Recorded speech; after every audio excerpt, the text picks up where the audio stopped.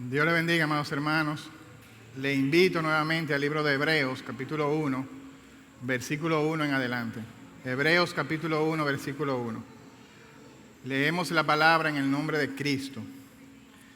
Dice: Dios, habiendo hablado muchas veces y de muchas maneras en otro tiempo a los padres por los profetas, en esos postreros días nos ha hablado por el Hijo, a quien constituyó heredero de todo y por quien asimismo hizo el universo, el cual, siendo el resplandor de su gloria y la imagen misma de su sustancia, y quien sustenta todas las cosas por la palabra de su poder, habiendo efectuado la purificación de nuestros pecados por medio de sí mismo, se sentó a la diestra de la majestad en las alturas, hecho tanto superior a los ángeles, cuando heredó el más excelente nombre que ellos. Oremos en esa hora. Señor, te damos gracias una vez más por permitirnos congregarnos para adorar tu nombre. Pero sobre todas las cosas, Señor, te damos gracias por permitirnos abrir tu palabra y escuchar en ella la voz de Cristo para tu iglesia. Gracias, Señor, porque tú nos permitiste nacer en estos postreros días donde tú hablas, Señor, a través de Jesucristo. Mira, Señor, que soy débil, pero tú eres fuerte. Mira, Señor, que soy simple barro, pero tú eres el tesoro en ese vaso de barro. Señor, yo te ruego que así como tú sostienes el universo con la palabra de tu poder, tú sostengas mi vida al predicar tu palabra, de tal forma que si en ese lugar hay una persona que no te conoce, le puedas resplandecer, Señor, la gloria de Dios en la faz de Cristo. Te lo rogamos por los méritos de Jesús. Amén. Amén. En la década de los años 80, un famoso astrofísico llamado Michael Hart, un astrofísico estadounidense, escribió un libro titulado Los 100. Y en ese libro él escribió las 100 personas más influyentes de toda la historia de la humanidad. En ese libro aparecen nombres como Cristóbal Colón, Gutenberg, el apóstol Pablo, Confucio, Buda y demás. Pero una de las partes que más llama la atención de ese libro es el lugar que ese autor le da a Jesucristo. Él coloca a Jesucristo en tercer lugar dentro de las 100 personas más influyentes de toda la historia. Y en primer lugar, él coloca al físico Isaac Newton. Es sorprendente porque para cualquier persona el tercer lugar sería un lugar de honor. Estar colocado dentro de las 3 personas más influyentes de toda la historia sería un alto honor para cualquiera de nosotros. Pero para Jesucristo es la más grande de todas las ofensas. Porque Jesús es preeminente sobre toda la creación. Porque el nombre de Jesús está sobre todo nombre. Porque Jesús es incomparable. Jesús es inigualable. Y aunque fueron muchos los aportes de Isaac Newton, por ejemplo, Isaac Newton descubrió lo que es la ley de la gravitación universal. Jesucristo inventó la ley de la gravedad. Jesucristo creó el universo. Jesucristo creó el movimiento, la masa, la energía, y hasta el propio Isaac Newton fue creado por Jesucristo y para Jesucristo. No hay nadie más grande que nuestro Señor Jesucristo. Así que, hermanos, estos creyentes a quienes se escribe la carta de Hebreos, ellos querían colocar a Jesús en un segundo o en un tercer lugar. Ellos querían abandonar su fe en Jesucristo para volver al judaísmo, al ritualismo, a las ceremonias que ellos tenían en el Antiguo Testamento. Ellos pensaban, bueno, Jesús quizás es importante, pero no es el más importante. Quizás hay personas tan influyentes como Jesús en el Antiguo Testamento, como lo fue Moisés, como lo fue Josué y como lo fue Aarón. Así que ese escritor escribe Hebreo para demostrar que Jesucristo es superior a cualquier persona en el Antiguo Testamento. Que Jesucristo es superior a cualquier institución, a cualquier ceremonia, a cualquier ritual en el Antiguo Testamento. Que Jesucristo es supremo. Y este precisamente es el título de este mensaje: la supremacía de Jesucristo. Y esa palabra supremacía significa superioridad absoluta, grado más alto en una jerarquía o en cualquier tipo de clasificación. Jesucristo es preeminente sobre todo. Es interesante, como decíamos la semana pasada, que este autor no tiene tiempo para presentarse en ese libro, que él no introduce la carta, que él no saluda a su destinatario, sino que inmediatamente él busca demostrar la superioridad de Jesucristo. Y si usted lee estos 4 versículos, se da cuenta que el punto está al final del versículo 4. Es decir, eso es una sola oración que va desde el versículo 1 hasta el versículo 4. Y empieza con la más grande de todas las declaraciones, versículo 1.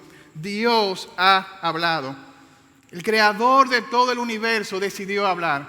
El creador de todo el universo no permaneció en silencio, sino que él habló de diferentes formas, de diferentes maneras, por diferentes medios, a través de los padres, a través de los profetas. Pero una noticia más grande que esta es que Dios todavía sigue hablando. Y que la forma en que Dios sigue hablando en el día de hoy es únicamente a través de su Hijo, a través de Jesucristo. Estos hermanos querían volver al Antiguo Testamento, pero ellos estaban ignorando lo que Jesús dijo en Juan capítulo 5, versículo 39. Escudriñen las Escrituras, porque a vosotros os parece que en ellas está la vida eterna, pero las Escrituras dan testimonio de mí. Ellos ignoraron lo que dice Lucas capítulo 24, versículo 27, que Moisés y todos los profetas hablan de Jesucristo. Esos versículos nos muestran a Jesús como el más excelente de todos los profetas, como el más excelente de todos los sacerdotes, como el más excelente de todos los reyes.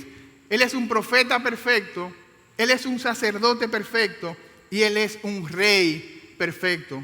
Él es un profeta perfecto, versículo 1. Dios habló de diferentes formas y de diferentes maneras. Y precisamente esa es la misión del profeta. Su misión era transmitir el mensaje de Dios. Pero a diferencia de todos los profetas del Antiguo Testamento, este no tiene un mensaje que transmitir. Jesucristo es el mensaje de Dios.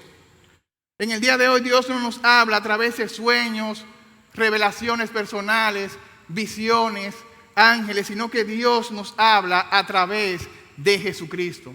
Y para aterrizar esto, lo que significa que Dios nos habla a través de Jesucristo es que Dios nos habla únicamente a través de su palabra. Las palabras de Cristo, la historia de Cristo, la persona de Cristo, la obra de Cristo se encuentran únicamente en la palabra de Dios.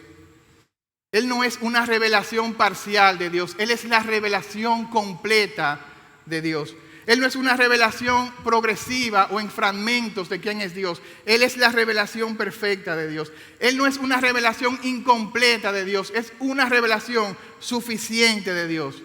Como veíamos en el mensaje pasado, Cristo es la revelación completa, suficiente y es la revelación final de Dios.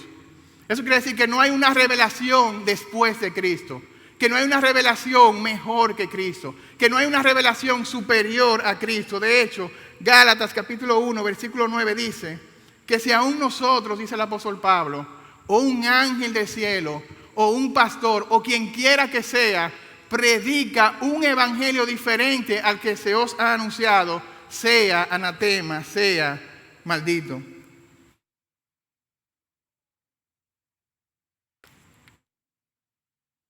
Hermano, todo lo que Dios quiso que usted supiera se resume perfectamente en Jesucristo. Él es el cumplimiento de todo el Antiguo Testamento. Más de 300 profecías sobre el Mesías se cumplen perfectamente en Jesucristo. El Antiguo Testamento simplemente era la sombra, pero Cristo es la esencia, Cristo es la sustancia. El Antiguo Testamento era la promesa, Cristo es el cumplimiento. De hecho, si tomamos cualquier persona del Antiguo Testamento, vamos a ver que esa vida apuntaba a Jesucristo. Por ejemplo, la vida de José. En toda su vida José fue tipo de Cristo. José siendo aborrecido por sus hermanos, Cristo siendo aborrecido por su pueblo. José siendo amado por su padre, Cristo siendo amado por el Padre Celestial. Este es mi Hijo amado, en él tengo complacencia. José siendo vendido por piezas de plata por sus hermanos. Jesús siendo vendido, siendo traicionado también por piezas de plata. José en la cárcel, en medio de 2 ladrones, uno es salvo, el otro es condenado. Jesús en la cruz, en medio de 2 ladrones, uno salvo, y uno condenado. José venciendo la tentación, Cristo Jesús venciendo la tentación en el desierto. José siendo acusado injustamente, Jesús siendo condenado también de manera injusta. José siendo exaltado luego de su sufrimiento, Jesús siendo exaltado a lo sumo luego de su humillación y su muerte en la cruz. José salvando a su pueblo, Cristo salvando a su pueblo, a todas las naciones. José perdonando a sus hermanos, Cristo Jesús en la cruz perdonando a las personas que lo estaban crucificando. Padre, perdónalos porque ellos no saben lo que hacen. Así que la propia vida de José es un tipo de Cristo. ¿Por qué me dice de Jonás? Porque Jonás duró 3 días y 3 noches en el corazón de un pez. ¿Cuál era el propósito de Dios para eso? Para que luego Jesús se parara y dijera, ustedes quieren una señal. La señal que les será dada es la señal del profeta Jonás. Porque así como Jonás duró 3 días y 3 noches en el corazón de un pez, así también el Hijo del Hombre durará 3 días y 3 noches en el corazón de la tierra. Pero Él no se va a quedar ahí, sino que Él va a resucitar en gloria. Porque hay uno que es más grande que Jonás y este es Cristo Jesús. El maná cayendo del cielo. ¿Por qué Dios está alimentando a su pueblo con un pan que cae del cielo? Para que luego en Juan 6:35 Jesús diga, yo soy el verdadero pan de vida. La columna de fuego guiando al pueblo, para que luego Jesús en Juan 8:32 diga, yo soy la luz del mundo. El agua saliendo de una roca, Juan 7:37, Jesús en la fiesta de los tabernáculos se paró delante del pueblo y dijo, el que cree en mí, de su interior correrán ríos de agua de vida. O una serpiente levantada en el desierto. Y la persona que mire esta serpiente puede ser sanada de la mordida de serpientes venenosas. ¿Qué propósito tenía esto? Juan capítulo 3, versículo 14. Así como Moisés levantó la serpiente, así Jesucristo, el Hijo de Dios, sería levantado para que todo aquel que en Él cree tenga vida eterna. Todo el Antiguo Testamento habla de Jesucristo. Él no solamente es el mensaje perfecto, completo, suficiente, único de Dios. Él también es el mensajero perfecto. Y la razón por la que Él es el mensajero perfecto es porque Él es Dios. Mire cómo dice el versículo 3. Él es el resplandor de su gloria. Él revela profundamente a Dios. Él comunica perfectamente a Dios. Así como el sol ilumina la tierra, la gloria de Dios ilumina nuestros corazones en la persona de Jesucristo. No importa cuál sea la oscuridad de un corazón, cuando brilla la gloria de Dios en Jesucristo, esa vida es completamente salva. Gloria a Dios por aquel día en que tú y yo estábamos en oscuridad, estábamos muertos en nuestros delitos y pecados, y a través de la predicación de la palabra, Dios dijo, sea la luz en esa vida, y nosotros vinimos al conocimiento de Dios en Cristo Jesús. Él es el resplandor de su gloria. Pero Él es la imagen misma de su sustancia. Y es una palabra usada para las imágenes que eran grabadas en una moneda. Y el propósito de esta moneda era doble. Por un lado, representar y por otro lado, manifestar.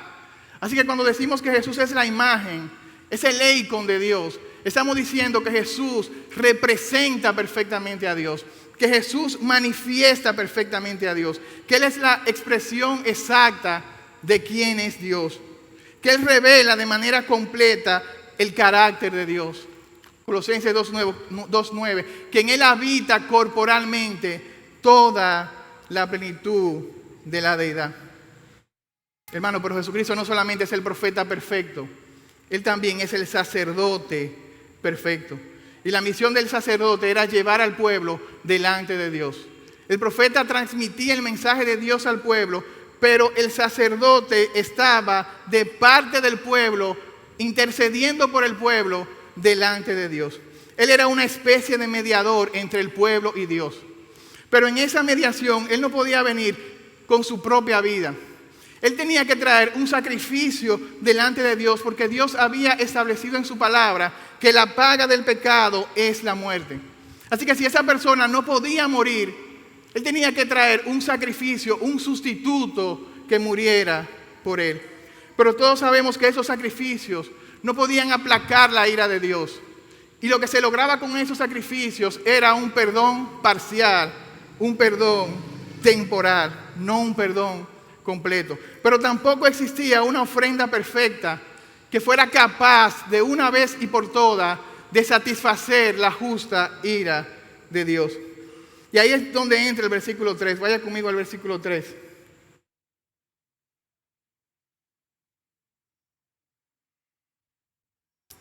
Uno de los versículos más gloriosos de toda la Biblia. Es uno de esos versículos que le saca un gloria a Dios a un muerto. Dice, el cual, siendo el resplandor de su gloria y la imagen misma de su sustancia, y quien sustenta todas las cosas con la palabra de su poder, habiendo efectuado la purificación de nuestros pecados por medio de sí mismo, se sentó a la diestra de la majestad en las alturas. Él pasa de hablar de la persona de Cristo a hablar sobre la obra gloriosa de Cristo. Aquel que siendo Dios mismo, aquel que siendo el resplandor de la gloria de Dios, aquel que siendo la imagen misma de Dios, se humilló hasta lo sumo, descendió hasta lo sumo, entró al lugar santísimo como el sacerdote perfecto. Pero Él no traía una ofrenda, sino que Él se ofreció a sí mismo como una ofrenda perfecta delante de Dios. Su obra es perfecta. Él logró lo que era imposible para la ley. Él logró lo que había sido imposible para todos los sacrificios del Antiguo Testamento. Él logró una salvación perfecta, una salvación completa, un perdón de parte de Dios total. Todos nuestros pecados fueron perdonados en Cristo Jesús. Por eso 1 de Juan 1:7 dice, la sangre de Jesucristo el Hijo nos limpia de todo pecado. Ese sacerdote del Antiguo Testamento tenía que traer una ofrenda por el pecado, pero por su propio pecado también, porque él era pecador. Pero ese sacerdote, quien es Dios, quien es el creador de todas las cosas, quien es el sustentador, quien es el heredero, él no tenía que traer una ofrenda por su propio pecado, porque él es perfecto. Hermano, qué glorioso, Dios mismo entrando al lugar santísimo, Dios mismo ofreciendo su propia vida por amor a sus escogidos. De hecho, Jesús dijo, nadie me quita la vida, yo pongo mi propia vida. Así que los profetas habían prometido perdón, pero Jesús está logrando el perdón perfecto, el perdón completo. Él es capaz de salvarnos de una manera completa. Mira cómo lo dice Hebreos capítulo 10, versículo 12. Pero Cristo, habiendo ofrecido una vez y por siempre un solo sacrificio por los pecados, se ha sentado a la diestra de Dios. Él está sentado, Él está descansando porque su obra es completa y su obra es suficiente. Él ha dicho en la cruz, consumado es, completamente pagado. Bendito sea el nombre del Señor. Por eso dice 1 de Timoteo capítulo 2 versículo 5, hay un solo Dios y un solo mediador entre Dios y los hombres, Jesucristo, hombre. Él es el mediador perfecto. No hay otro nombre bajo el cielo dado a los hombres en quien podamos ser salvos, solamente en Jesucristo. Así que el autor de Hebreos les está diciendo, a ustedes se les privó de un sacerdocio terrenal, pero ustedes tienen un sacerdote celestial, un sacerdote que traspasó los cielos, un sacerdote que está sentado a la misma diestra de Dios intercediendo por cada uno de ustedes. Un sacerdote que puede compadecerse de sus debilidades. A ustedes se les privó de un templo terrenal. No se les permitía adorar en el templo, pero es aquí un templo, un tabernáculo celestial, dice Hebreos capítulo 9, versículo 11. A ustedes se les privó de los sacrificios, pero ustedes tienen un sacrificio perfecto que es Cristo Jesús. Y mire qué interesante este versículo, porque el autor está hablando sobre la persona de Cristo. Está diciendo, Él es el resplandor de su gloria, la imagen de su sustancia, quien sustenta todas las cosas. Y como que de repente Él entra ahí, la purificación de nuestros pecados. Y luego sigue hablando diciendo, y quien está sentado a la diestra de Dios. Él quería dejar bien claro que un verdadero creyente no puede perder su salvación. Un verdadero creyente nunca puede perder su salvación. Así que si esos hermanos están dudando de Cristo y quieren volver al judaísmo, es posible que ellos sean inmaduros en su fe y no estén viendo en ese momento las glorias de Cristo Jesús. Pero también es posible que ellos no sean verdaderos creyentes y que estén pisoteando la sangre de Cristo. Hermano, esto es glorioso porque el Dios que creó el universo, el Dios que sostiene el universo, el que está sentado a la diestra de Dios, es el mismo Dios que te sostiene en sus manos y que dice: nadie te arrebatará de su mano. Por eso dice Romanos capítulo 8: ¿acaso quién puede acusar a un escogido de Dios? ¿Quién se puede levantar contra alguien a quien Cristo justificó? ¿Quién te puede separar del amor de Cristo? ¿Tribulación te puede separar del amor de Cristo? Si Dios usa la tribulación para producir paciencia en tu vida, ¿acaso las pruebas te pueden separar del amor de Cristo? Si precisamente Dios usa las pruebas para formar a Cristo en tu vida, ¿acaso la muerte te puede separar del amor de Cristo si la muerte es ganancia para un creyente? ¿Acaso la vida te puede separar del amor de Cristo si vivir para un creyente es Cristo Jesús? ¿Acaso los ángeles te pueden separar del amor de Cristo si Jesucristo es superior a los ángeles? ¿Acaso los principados, si dice la palabra de Dios que Él despojó a los principados y a las potestades y los exhibió públicamente triunfando sobre ellos en la cruz? ¿Acaso Satanás te puede separar del amor de Cristo si precisamente Hebreos capítulo 2 dice que Él destruyó por medio de su muerte al que tenía el imperio de la muerte, esto es, al diablo? En fin, hermano, no hay nada ni nadie que te pueda separar del amor de Cristo. Antes bien, dice la palabra, en todas estas cosas somos más que vencedores por medio de aquel que nos amó. Él es el profeta perfecto, Él es el sacerdote perfecto, pero no se queda ahí. Él es el rey perfecto. Él es el rey de reyes y señor de señores. Versículo 3. Él se sentó a la diestra de la majestad en las alturas. Él está sentado allí como un rey victorioso, como un señor victorioso. ¿Y qué está haciendo Jesús sentado a la diestra de Dios en esos momentos? Filipenses 2:11. Él está sentado allí como un lugar de honor, hasta que toda lengua confiese que Jesucristo es el Señor, para gloria de Dios Padre. Él está sentado allí como una señal de autoridad. Primera de Pedro capítulo 3 versículo 22.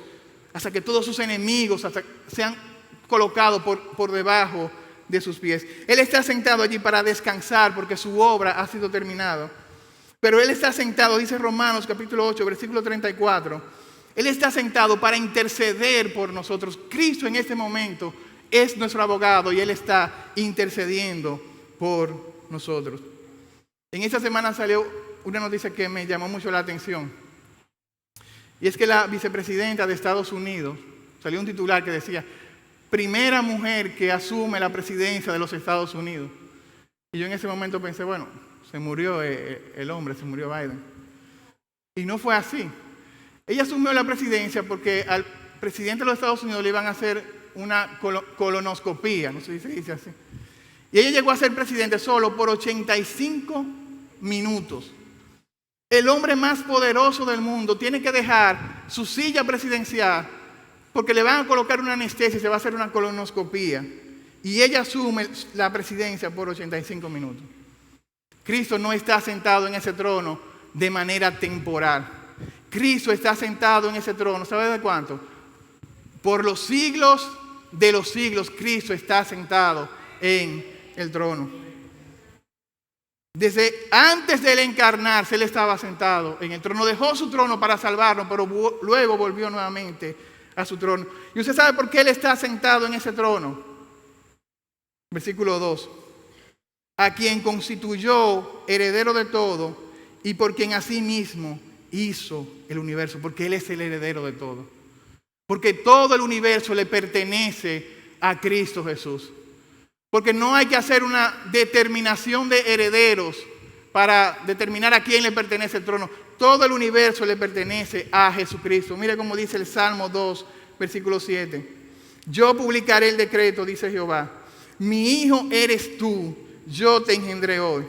Pídeme y te daré por herencia a las naciones y como posesión tuya a los confines de la tierra. Ese es un versículo que a veces lo aplicamos de manera personal. Señor, tú dices en tu palabra que yo soy tu hijo, que te pida y que tú me vas a dar las naciones. Señor, dame un Mercedes-Benz del año. No, hermano, ese versículo se aplica solamente a Cristo. Dice el Señor, tú eres mi hijo, pídeme y te daré por herencia las naciones, porque Él es el único heredero de Dios. Hebreos capítulo 2, versículo 8 dice, todo lo sujetaste bajo sus pies.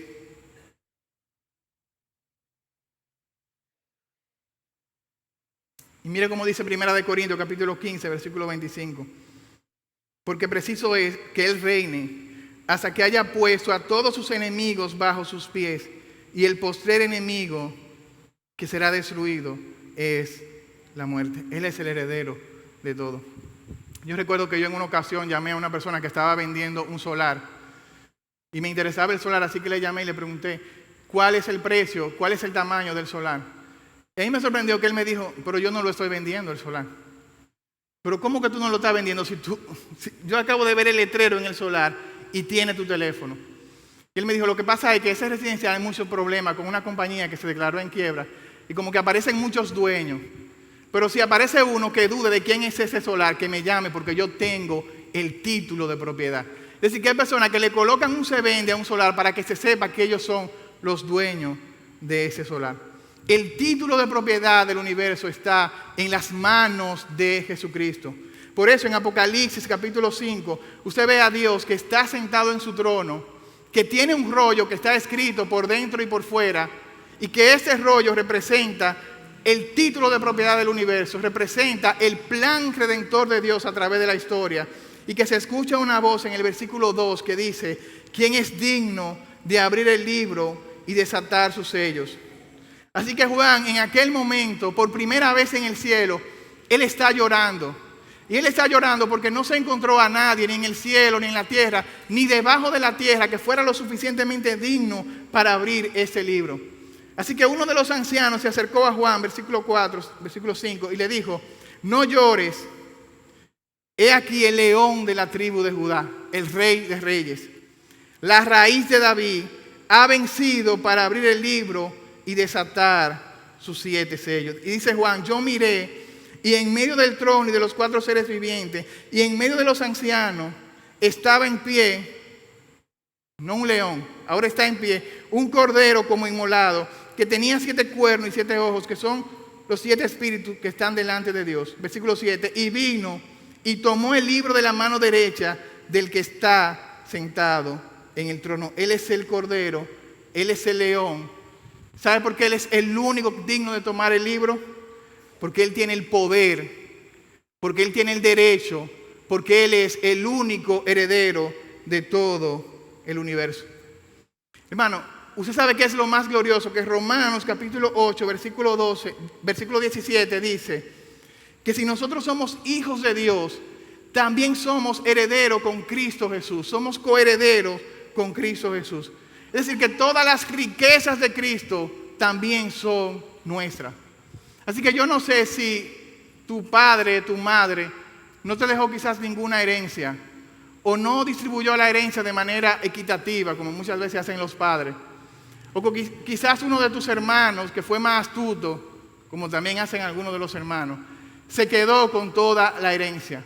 Hermano, dice Romanos capítulo 8, versículo 17, que tú eres coheredero con Cristo Jesús. Que hay una herencia reservada en el cielo para ti, una herencia que es inmarcesible y que es incontaminada. Ahora, Cristo no solamente es el heredero de todo, versículo 2, dice, y por quien asimismo hizo el universo. Él es el creador de todo el universo, Él es el creador de todo cuanto existe.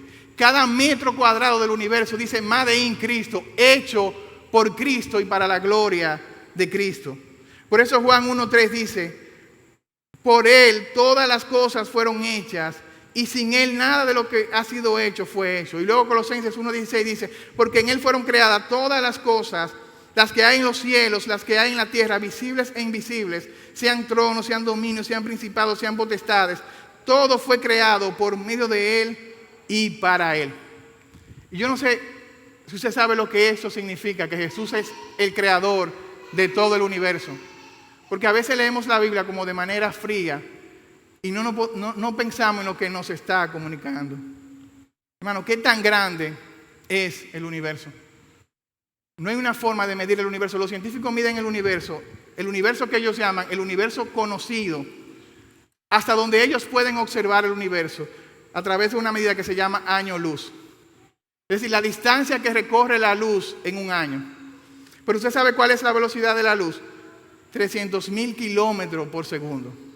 A veces yo voy en mi carro y voy a 100 y la esposa mía va asustada. 300 a 100 kilómetros por hora. La luz viaja a 300,000 kilómetros por segundo. 1.000 millones de kilómetros. 1.000 millones de kilómetros por hora. 9.5 billones de kilómetros en un año. Es decir, imagínense un 9 y 12 ceros. Esa es la velocidad en que viaja la luz en un año. Y los científicos dicen que lo que ellos han alcanzado a conocer del universo tiene 93,000 millones de años luz. Así que multiplique 93,000 millones por 9.5 billones de kilómetros y le va a dar la longitud que ellos estiman que es el universo. Pero usted sabe que es más grande de lo que es mucho más grande de ahí. De hecho, un astrónomo llamado Carl Sagan, él dijo lo siguiente: el número total de estrellas en el universo es mayor que todos los granos de arena en el mar. Y los científicos hicieron un experimento para demostrar si era verdad que el número total de estrellas es más que todos los granos de arena de las playas. Así que ellos tomaron el 1% de la Vía Láctea, que es nuestra galaxia, y con la tecnología que tienen contaron la cantidad de estrellas que hay en el 1% de la galaxia y determinaron que en el 1% de la galaxia hay 2.000 millones de estrellas. Y multiplicado por toda la Vía Láctea, eso le dio aproximadamente 200,000 millones de estrellas en nuestra galaxia. ¿Sabe usted cuántas galaxias como la nuestra hay en el universo? 100,000 millones de galaxias. Así que multiplicando la cantidad de estrellas que hay en nuestra galaxia por la totalidad de galaxias, eso le dio un número a ellos de 10 septillones de estrellas. Un 1 y 22 ceros. Nosotros no nos enseñan a contar hasta ahí. Pero otro grupo de científicos empezó a contar los granitos que hay en la arena del mar. Y para hacer eso se auxiliaron de la tecnología, de los mapas que hay. Varios países intervinieron, Estados Unidos, varios países, y midieron la cantidad de costas que hay en todo el mar. ¿Sabe cuántas hay? 1.1 millones de kilómetros de costas. No todas las costas tienen arena, solamente 300,000 kilómetros de costas son de playa. Así que esos 300,000 kilómetros ellos determinaron que el ancho promedio es 30 metros y que la profundidad es 25 metros de arena, y le dio que existen 375,000 millones de metros cúbicos de arena. Y a través del microscopio y de estudios de granulometría ellos determinaron cuál es el área de cada granito de arena y llegaron a la conclusión que existen 4 septillones de granos de arena, 10 septillones de estrellas y 4 septillones de granito de arena. Yo no sé por qué Dios movió a esos científicos a hacer esto. Quizá en su gracia común le permitió que empezaran a contar las estrellas, que empezaran a contar cada granito de arena. Yo lo que sí sé que la próxima vez que yo vaya a la playa, cuando yo mire la arena, voy a saber que el Dios que me ha salvado, que el Dios a quien yo le sirvo, tiene el poder de hacer más estrellas que granito de arena en el mar. Y que yo voy a decir, wow, cuán grande es mi Dios, cuán grande es nuestro Dios. Por eso el salmista dice en el Salmo 8:3, Señor, cuando veo los cielos, obra de tus dedos, la luna y las estrellas que tú formaste, digo yo, ¿qué es el hombre, Señor, para que tú tengas de él memoria, y el Hijo del Hombre para que lo visites? Ahora, comparado con ese universo, si usted ve una imagen de la Tierra en ese universo tan grande, yo se la traje pero no se va a poder ver, la Tierra simplemente es un puntico azul en el universo. Cuando usted vaya a su casa, busque ese puntico azul. Y si ese es el tamaño de la Tierra en un universo tan grande, hermano, ¿quién eres tú? Tú no eres nadie. La gloria de Dios, la grandeza de Dios humilla nuestro orgullo, humilla nuestra arrogancia, porque no somos nadie delante de nuestro gran Dios. Él es el heredero de todo, Él es el creador de todo, pero también como rey Él es el sustentador de todas las cosas, versículo 3. El cual, siendo el resplandor de su gloria y la imagen misma de su sustancia, y quien sustenta todas las cosas con la palabra de su poder. Y esa palabra sustenta significa que Él mantiene, que Él lleva la carga de todo el universo, que Él está en un control activo de todo cuanto sucede en el universo. Se conoce como providencia. La relación de Dios con su creación es la providencia. Es decir, que Él mantiene existiendo todas las cosas en el universo y que cada una de esas cosas conservan perfectamente sus propiedades. Que Él dirige para que cada una de esas cosas cumplan su voluntad, cumplan su propósito. Cristo hace que el agua siga siendo agua y que siga mojando. Es Cristo que hace que el fuego siga quemando. Es Cristo que ha inventado todas las leyes. Algunas personas dicen, ¿y por qué yo tengo que estudiar matemática, física, química? Todo eso fue inventado por Cristo Jesús. De hecho, John MacArthur dice, lo que los científicos hacen es descubrir las leyes que Jesús creó y con las que Él controla el universo. ¿Sabe a qué distancia está la Tierra del Sol? 150 millones de kilómetros. Si estuviera más cerca del Sol, fuera demasiado caliente, no fuera posible la vida. Si estuviera más lejos del Sol, fuera demasiado frío, no fuera posible la vida. Pero está en la distancia perfecta del Sol. ¿Sabe que la Tierra tiene una inclinación, un ángulo de 23 grados? ¿Y qué pasaría si la Tierra no estuviera inclinada? No hubiera ninguna de las estaciones y el planeta se congelaría. ¿Y qué pasaría si la Luna no estuviera a la distancia en que se encuentra de la Tierra? El mar inundaría por completo todo el territorio y nosotros moriríamos. Así que, hermano, las cosas no ocurren en el universo por accidente. Cristo controla perfectamente su creación. Él está sustentando todas las cosas. Mire cómo dice Juan capítulo 1, versículo 10. Un versículo glorioso. En el mundo estaba y el mundo por Él fue hecho, pero el mundo no le conoció. Eso es lo más glorioso de la Navidad. Que ese niño es Dios. Que ese niño que estaba en ese pesebre es el mismo niño que estaba sosteniendo todo el universo con la palabra de su poder, nuestro Señor y Salvador Jesucristo. ¿Usted sabe qué dicen los griegos? Los griegos tienen la figura de un dios que ellos llaman Atlas. Atlas se ve muy musculoso, muy poderoso. Pero Atlas lo único que está sosteniendo es el planeta Tierra. Así cuando usted ve la imagen de Atlas, usted se da cuenta que Atlas está como inclinado, como si el planeta Tierra le estuviera haciendo mucho peso a Atlas. Y yo me pregunto, ¿qué sería si nosotros le colocamos a Atlas 10 septillones de estrellas? Atlas desaparecería. Hermano, qué glorioso es Cristo Jesús, porque Él no está sosteniendo el universo con su espalda. Él está sosteniendo el universo con el poder de su palabra. Cuán poderosa es la palabra de Cristo Jesús. Pero los griegos tenían otra diosa que ellos le llamaban Fortuna. Fortuna era una diosa que tenía dos caras, la suerte y la mala suerte. Si a usted le tocaba la cara de la suerte, le iba bien. Si le tocaba la cara de la mala suerte, le iba mal. Pero ¿cuál era el problema con Fortuna? Que ella tenía una gran ruleta. Así que usted podía estar arriba de la ruleta, pero si Fortuna amanecía con mal humor, le daba vuelta a esa ruleta y usted caía abajo, le iba mal en la vida. Entonces ellos tenían a Atlas y tenían a Fortuna. Hermano, tu vida no es sostenida por Atlas, tu vida está siendo sostenida por Cristo Jesús. Tu futuro no está en la mano de Fortuna, tu futuro está en las manos de Cristo Jesús. En tus manos, dijo el salmista, están mis tiempos. Cristo Jesús, quien es la revelación perfecta de Dios. Cristo Jesús, quien es el heredero de todo. Cristo Jesús, quien es el creador de todas las cosas. Cristo Jesús, quien además sustenta todas las cosas, es quien está sustentando tu vida. Por eso dice Judas, versículo 24 y 25, dice, Él es poderoso para guardarnos sin caídas y preservarnos sin mancha delante de su gloria con gran alegría.